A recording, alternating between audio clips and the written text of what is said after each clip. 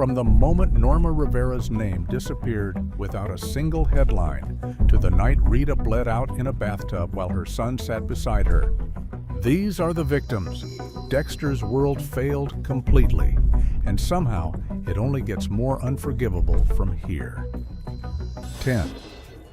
The boy Dexter released, Jeremy Downs' victim. Nick. S1. Nick wasn't on anyone's radar. He was a traumatized kid caught in the blast radius of someone else's violence, and Dexter, in a rare moment of mercy, decides he doesn't fit the code. Dexter walks away. He makes the call that Nick isn't a killer yet, that there's still something salvageable inside him. What happens next in this gruesome little scenario? Jeremy is trying to recreate his first kill, ritualize it. And then Nick goes straight back out and kills again. Dexter's reaction is clinical, almost impressed by his own mistake. He files it away like data. The victim's family gets nothing, no justice, no explanation, just another unsolved case in Miami Metro's pile. But for the audience, this moment lands differently. It's the first time the code feels like a liability, not a safeguard. Dexter built his entire identity around only killing the guilty.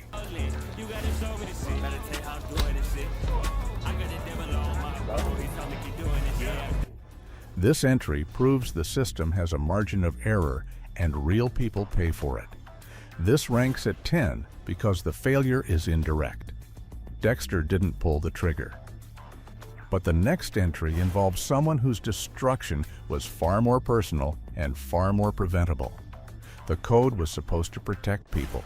This is the first time it quietly didn't. 9. Lila before the obsession, S2. Before Lila became the fire and the manipulation and the bodies, she was someone genuinely trying to understand what darkness felt like from the inside. She meets Dexter in a NA meeting. She sees through the performance immediately. For one brief window, she's not predator or victim, she's a mirror. Jesus, Dexter, what are you so fucking scared of? You make yourself into a monster so you no longer bear responsibility for what you do. Someone who recognizes a broken person and reaches toward them anyway. Dexter is fascinated, but never fully present. He uses her the way he uses everyone, as a tool for self-understanding. Dokes sees the danger before anyone else does, but nobody listens. And the audience watches someone with real psychological depth get slowly consumed by a show that needed her to become a villain.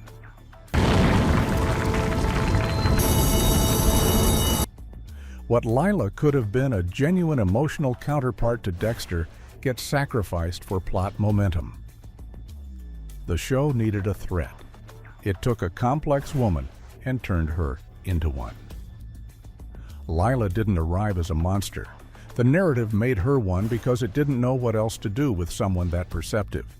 This sits at 9 because her loss is more thematic than visceral. She had the potential to matter differently, but the entry above her involves someone who never got a chance to matter at all. And the further down this list we go, the more innocent the victims become. 8. Valerie Hodges. Valerie Hodges doesn't get a backstory. She doesn't get a farewell. She gets a bathtub. It's already over. And Arthur Mitchell's hands, and a season 4 cold open that makes you sick before the title card hits. She is terrified. She is alone. And Trinity has done this so many times that his movements are mechanical, almost bored. Trinity killer. Always the same 3 kills with Trinity. A young woman in a bathtub, followed by a mother falling to her death. You're next.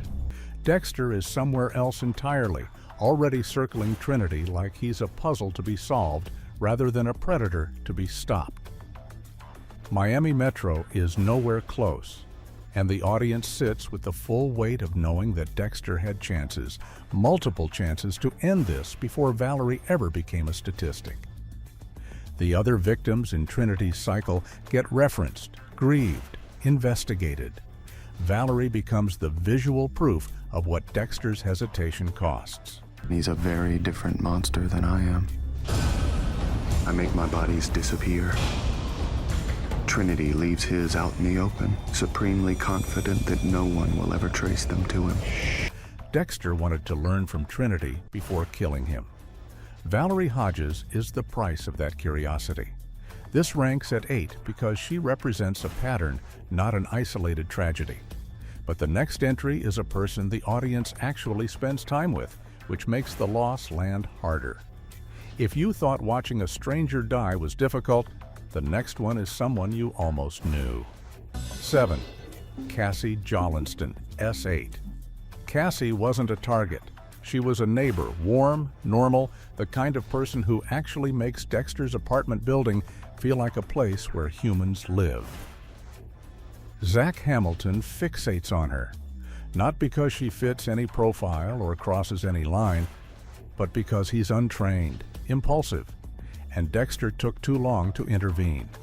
She dies in her apartment, steps away from people who could have helped her because Dexter was too busy deciding whether Zach was worth saving. Dexter feels guilt, but it's the contained, problem-solving kind.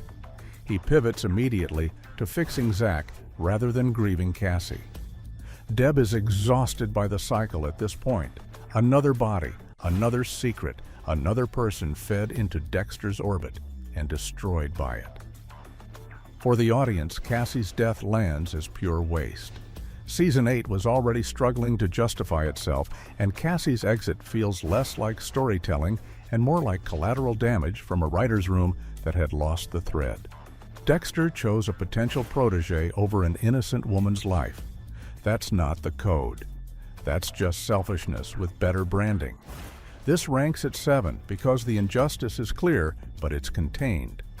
The entries below this involve systems of failure, not just one bad call. This is where the show stops punishing Dexter's enemies and starts punishing everyone around him. 6. Oscar Prado, S3. Oscar Prado died trying to protect himself. That's it. That's the whole story, and the show almost buries it. He walks in on Freebo. There's a struggle. Dexter is there, and in the chaos, Oscar ends up dead, not because he was guilty of anything, but because he was in the wrong place at the exact wrong moment in Dexter Morgan's life. Who are you? Who are you? Dexter processes it as an inconvenience. Miguel, Oscar's brother, becomes consumed by grief and then corruption, and Oscar himself gets slowly reframed as a plot device to justify Miguel's arc. Spatter analysts spend time searching the Sheriff Department's database for information on my dead brother. How certain are you that Miami Metro investigates but never gets close to the truth. For the audience, Oscar is a quiet tragedy, a man who died doing what any person would do, who never gets justice because the truth would unravel everything. Oscar's death is the original sin of Season 3. Everything Miguel becomes the rage, the alliance, the betrayal, traces back to a moment Dexter caused and never truly owned. we're the same? No one is like me. I see who you are. This ranks at 6 because Oscar's death drives the entire season's moral collapse, but the entry above him involves someone the system didn't just fail once. It failed her completely, and then forgot she existed. If one of the moments you expected hasn't shown up yet, don't worry, because this is where things really get unforgivable. And if you're into breakdowns like this, make sure you're subscribed, because it only gets darker from here. 5. Norma Rivera, S3. Norma Rivera didn't die dramatically. She didn't die on screen. She died quietly, and then Miguel Prado made sure nobody would ever ask why. She was someone who knew too much, someone whose existence became inconvenient, someone Miguel eliminated with the same practiced calm he used in courtrooms. Dexter discovers the truth and realizes Miguel has been using the code not to pursue justice, but to clean up his own crimes. Dexter's reaction is cold fury, not for Norma specifically, but for what her death represents, the code being weaponized. Angel and the department never connect the dots. Norma's case stays buried under Miguel's reputation and Miami's corruption. But for the audience, Norma's death is the moment Season 3 reveals its real thesis. Power protects itself, and people like Norma don't get advocates unless someone like Dexter decides they matter. Miguel caused this. He didn't just kill Norma, he erased her. And Dexter, for all his moral architecture, almost let it stay erased. This ranks at 5 because the injustice is systemic and deliberate, but the entries above it involve victims whose deaths didn't just go unanswered. They actively broke the people left behind. The next entry isn't about being forgotten. It's about being sacrificed, and nobody even calling it that. 4. Jimenez's victims, Santa Muerte case, S4. These victims don't get names that stick. They get crime scene photos and a case board, and detectives who are already stretched too thin to care the way they should. Now he leaves me this, a calming oasis in the desert of my confusion. It doesn't make sense. The Santa Muerte killings run parallel to the Trinity investigation, ritualistic, brutal, and treated by Miami Metro as a cultural curiosity before a human emergency. The victims are overwhelmingly from communities the system was never designed to protect. The case gets solved eventually, but the resolution feels procedural boxes checked, files closed, nobody fundamentally changed by what happened. What's wrong? There's something underneath the torso. Dexter is barely present in this storyline. He's locked onto Trinity like a fixation, and everything else becomes background noise. Batista and Laguerta carry the case, but the institutional weight pressing down on them means every lead costs twice as much effort. The audience watches a parallel tragedy unfold in real-time victims who deserve the full force of Miami Metro's attention, getting a fraction of it because the show's protagonist had already decided where the season's real story lived. The system didn't just fail these victims, it processed them. There's a difference, and Season 4 understood it, even if it didn't linger there long enough. This ranks at 4 because the injustice is structural and invisible, which makes it more damning than anything a single killer could do. But the entry above this is personal in a way institutional failure never quite reaches. This is where the show stops being about one man's darkness and starts being about every darkness he made room for. 3. Nathan Martin, S2. Nathan Martin is the entry that makes you question everything, because for one extended, suffocating sequence, Dexter almost walks away. Martin is a predator. The evidence is overwhelming. Dexter has him exactly where the code demands he act. And then something stalls, not doubt exactly, but distraction. And that's a place where I decide who gets to live and who doesn't. The Bay Harbor Butcher investigation is closing in. Dokes is breathing down his neck, and Dexter is operating at the edge of his own exposure. Dexter pulls back. He watches Martin walk, and the audience sits with the nauseating possibility that this man is about to disappear back into the world. The tension here isn't action, it's stillness. It's Dexter Morgan, the self-appointed guardian of the code, blinking.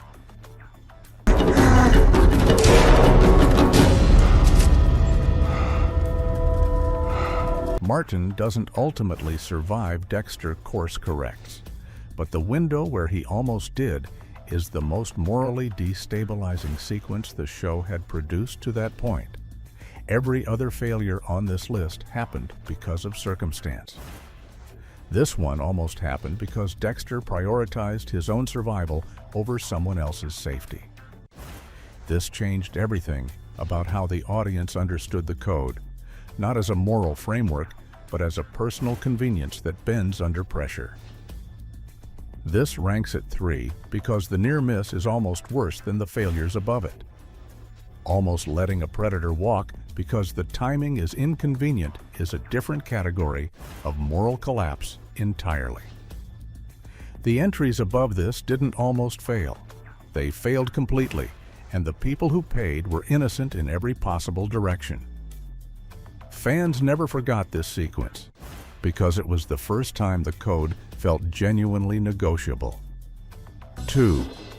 Deb Morgan S8. Deb didn't die in the finale because of Oliver Saxon. She died because of every choice Dexter made across 8 seasons, and the show finally, brutally, made him hold the bill. She survives the shooting. She's on the table, recovering, and then a stroke takes her quietly, without the dramatic violence her death deserved. Dexter sits beside her and makes the call no one else could make. He pulls the plug on the only person who ever loved him without needing him to perform humanity.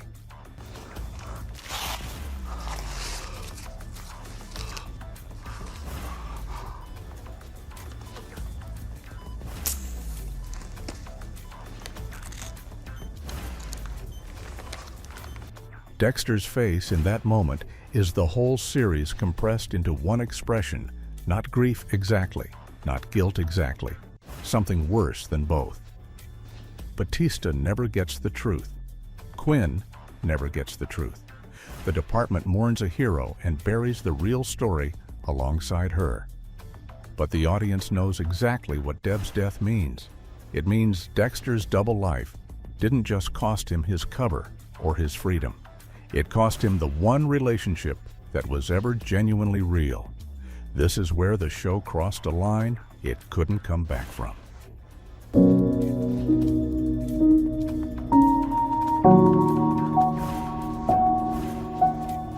Deb didn't deserve a quiet hospital exit after everything she survived, everything she sacrificed, everything she became, to keep Dexter's world from collapsing.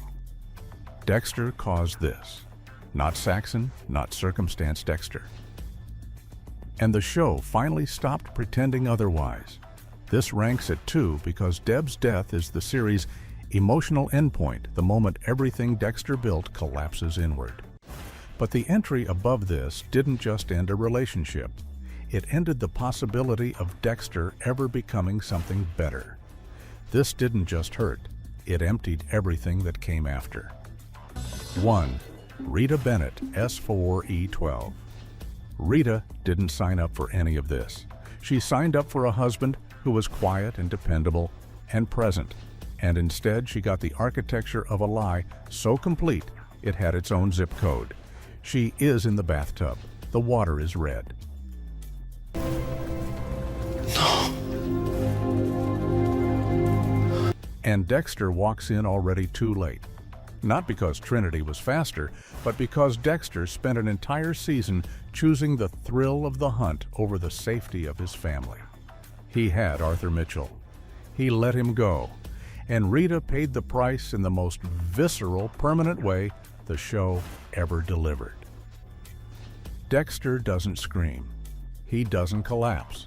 He stands in the doorway, and the stillness of him is more devastating than any breakdown could be, because you realize in that moment that he is already processing, already filing, already moving toward the next problem. Harrison sits in the blood, too small to understand, too young to carry what that image is going to cost him for the rest of his life. Miami Metro arrives and the grief is real and loud and everywhere, but it can't touch the truth, which is that Dexter Morgan brought Arthur Mitchell into his family's orbit and then hesitated when it mattered most. For the audience, Rita's death isn't just a season finale gut punch. It's the moment the show permanently redraws its own moral boundary. Every victim before this could be framed as collateral tragedy, adjacent to Dexter's world, but not caused by it. Rita dismantles that framing completely. Fans never forgot this moment, not because it was shocking though it was, but because it was earned. Every compromise choice Dexter made across 4 seasons flows directly into that bathtub. Rita was the proof that the code was never going to be enough. that a man cannot maintain a double life without the seams eventually tearing through the people closest to him. The show was never the same. It couldn't be. Rita's death set a standard of consequence that every subsequent season quietly failed to meet, which is its own kind of tragedy. Dexter caused this, not Trinity. Trinity was the instrument. Dexter was the reason. This changed everything and nothing that came after ever fully recovered from it. Rita's death didn't just end a marriage, it ended the last believable version of Dexter Morgan as someone who could have chosen differently. These were the victims Dexter's world consumed without apology, the ones who deserved advocates, exits, and endings the show never gave them. Which one hit you the hardest?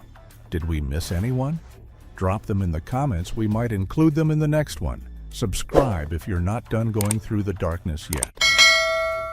Click here to watch most shocking moments that changed everything in Dexter. It hits just as hard.